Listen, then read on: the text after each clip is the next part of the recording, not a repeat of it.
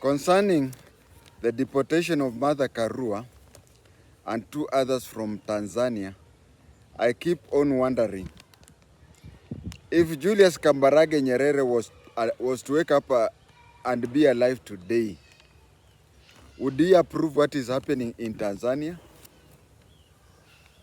I remember in 1997, some people in Gatundu had told Uhuru Muigai Kenyatta that he was in the wrong political party, KANU, and that if his father, Jomo Kenyatta, was to rise from the dead and contest on KANU, he would lose. Maybe, just maybe, if Nyerere was to come back alive today, he would disown CCM, Chama cha Mapinduzi. Maybe it has become Chama cha Madharau. Political climate in Kenya is below the expectations. But it looks so developed if compared to our neighbors. Most of our neighbors are a security nightmare, while the few remaining ones with stable long-term democracies have in turn turned to be intolerant and many cases of abductions. To be fair, both to Tanzania and Uganda, they have a long-term secure political parties, and I wonder why they have turned into dictatorship. Sincerely speaking, in a free and fair election, do you think BCJ can defeat Museveni? In a free and fair election, do you think Chadema would win against CCM? I doubt. Now, this is what is called hitting a fly with a sledgehammer. That is my opinion. There could be a ripple effect, and both Tanzania and Uganda governments see there could be a ripple effect where both the Ugandan government would see the bigger picture. The bigger picture is, if you are sure that you'll win the election, why use the sledgehammer to hit a fly? As citizens of East Africa, one doesn't need a visa. So why did they have to block MARTHA KARUA from going there? Also in East Africa, when one is accepted in the law courts of one country, they are automatically accepted in the law courts of the other countries. We saw that one in Uganda with the very, very same MARTHA KARUA. You see, if the Law Society of Kenya, or, sorry to say, different countries conduct themselves different. In Kenya, for you to be a lawyer, for you to be accepted to practice law in Kenya, you have to have a license from the Law Society of Kenya. And Law Society of Kenya is run purely by lawyers. So it is fellow lawyers who determine your fate. If your fellow lawyers say that you are not fit or anything, then you don't make it. But the constitution of Uganda or the laws of Uganda are a bit different. The registrar of lawyers in Uganda is domiciled in the Supreme Court of Uganda. So, it is a civil servant who is paid by the NRM government that determines who is to be a lawyer and who is not to be. But in Kenya, your fate is decided by the Law Society of Kenya. The government has no say. Actually, the government will complain just the way me and you will complain. The government does not control Law Society of Kenya, but in Uganda, it is the registrar who makes who registers the lawyers, and the registration works annually. That's very funny. Such that in Uganda, the first 3 or 4 months, someone uses last year's license. So that is how Uganda happens. And since I'm not a Ugandan, I'm not supposed to complain. Now, the agreement between East African Law Society and the law societies within East Africa is that if you are registered in one of the countries, then you are allowed to practice in the other one. What you need to do is to go to the person who registers lawyers in the other country to register you on a temporary license, which is automatic. You just apply as a formality. That is how East African Law Society works. Now, MARTHA Karua went to Uganda. She applied, and since the civil servant, who is called a registrar of lawyers, had no alternative to do it, he only had to register her, apende asipende. Now, I don't know whether Tanzania is a bit slightly different or it is that way, but what happens is, by being registered as a lawyer by the Law Society of Kenya, she automatically became a lawyer in Tanzania. So what happens is that whoever registers lawyers in Tanzania had to ascertain that her license is valid in Kenya, and then he or she would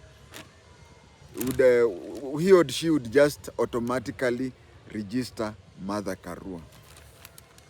For this small problem they have done, tomorrow a lawyer from those countries, let's say Tanzania, may want to participate in Kenya. And in the Kenyan law courts, and they may receive a reciprocal treatment. I hope both Museveni and Samia are capable of seeing this. They are capable of seeing what is happening. As for Museveni, it has already been solved, but what about Samia? What if I see an instance where tomorrow a Tanzanian lawyer would want to appear in the Kenyan superior courts? Don't you think they'll use that system to block that? I want also to say this. In Uganda, Karua had attended the BCJ case as the lead counsel, as the squad leader, the lead counsel. In Tanzania, she was appearing as an observer.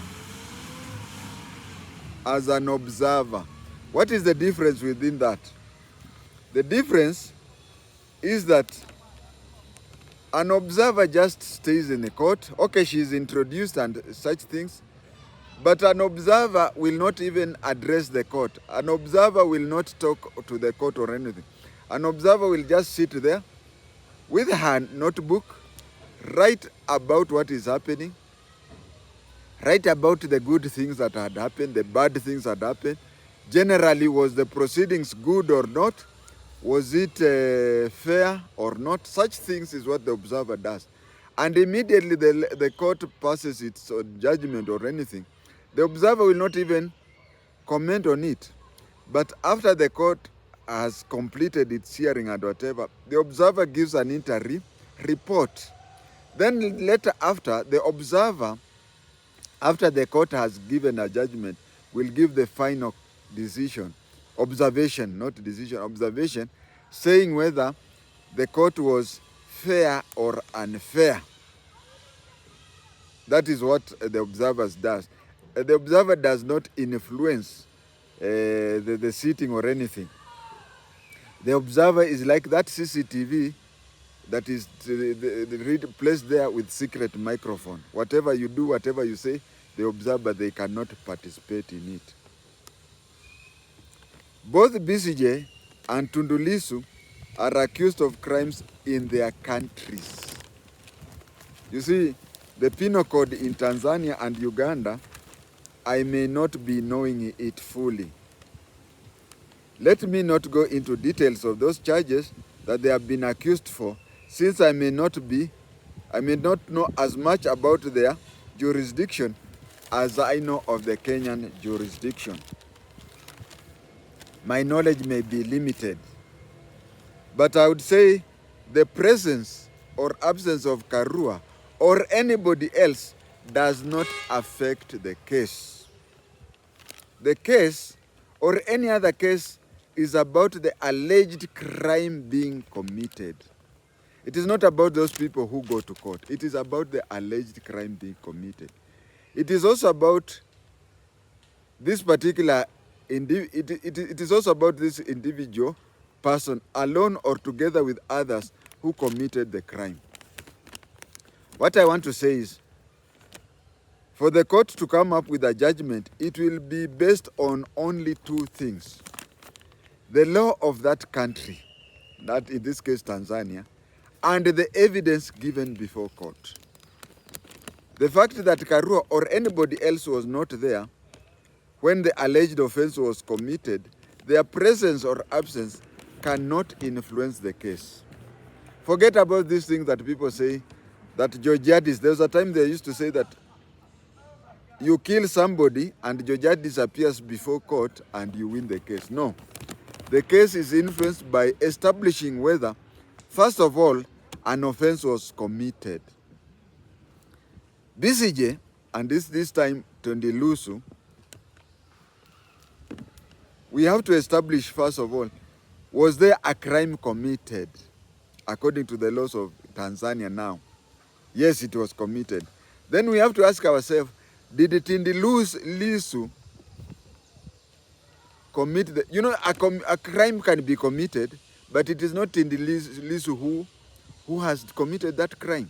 So first of all, we have to establish, was a crime committed? Yes or no? Yes, it was committed. Then we go to the second stage. Is Tundilusu the one who committed that crime? Yes or no? Yes, a crime can be committed, but Tundilusu could not be the one who committed it.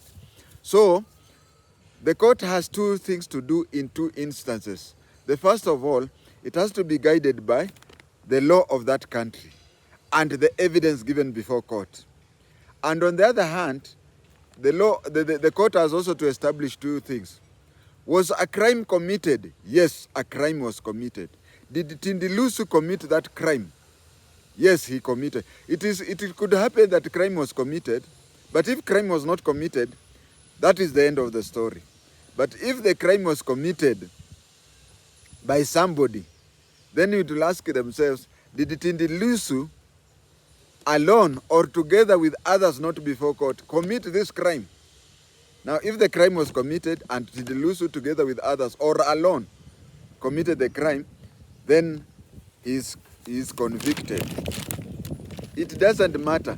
You could have the best lawyer in the world, but those are the things that have got to be proven. Outside that, you could even have the Pope. You know, the Pope is the best lawyer to the highest court. Even if the Pope is your lawyer, nothing can happen. It has to be proven, those few things. I'll repeat again, once again. That's about the law of the country and the evidence given before court. That is on one side. On the other side, you have to prove two things. One, was the crime committed? Yes, it was committed. Is the person before you the person who committed or persons committed the offense? Yes or no? Nothing more than that. Don't forget about the lawyers who will do. And if the offense was committed, did this suspect commit the offense? A good law should be that. A good law should be that even if you have the best lawyers and you committed an offense, then you are convicted. On the other hand, if you don't have a lawyer and on the other side has good prosecutors, you will not be found guilty. It should not be based on the type of lawyers you have and whatever. Although people will say on the ground vitu ni tofauti. What's more, did she attend it as an observer? An observer, as I've said, an observer doesn't make representations in court. An observer just makes observation. It's unfortunate that by the remarks made by one Robert Alai, first and foremost, we could have our own village differences. But if it goes external, we should be together. Let us forget about these issues that we take our local differences. Let us take what do we call award at home, a civic ward.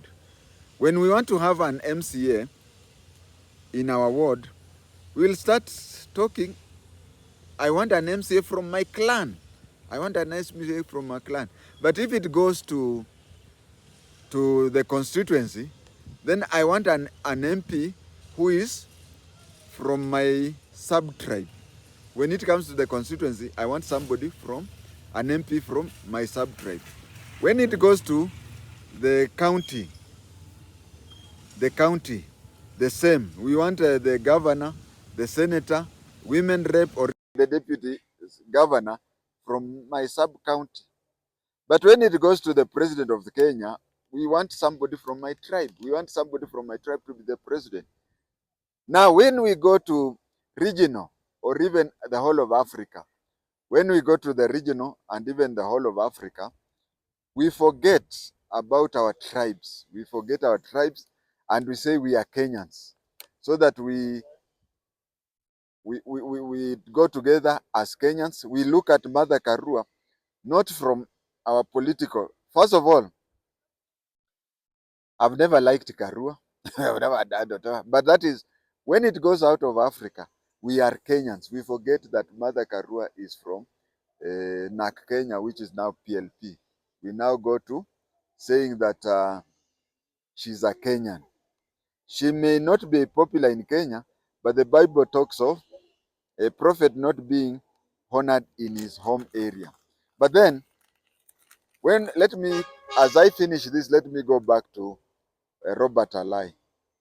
If MARTHA Karua cannot even win 1,000 votes for her cause in her constituency, in her polling station, but she's very good as a Pan-Africanism, why can't we celebrate that and tell her, get out of the local politics, go to the Pan-Africanism? I think that was very unfair on the part of Robert Alai, but we understand every political party, especially ODM, you disagree with the political leader, you will get abuses as much as possible. Thank you.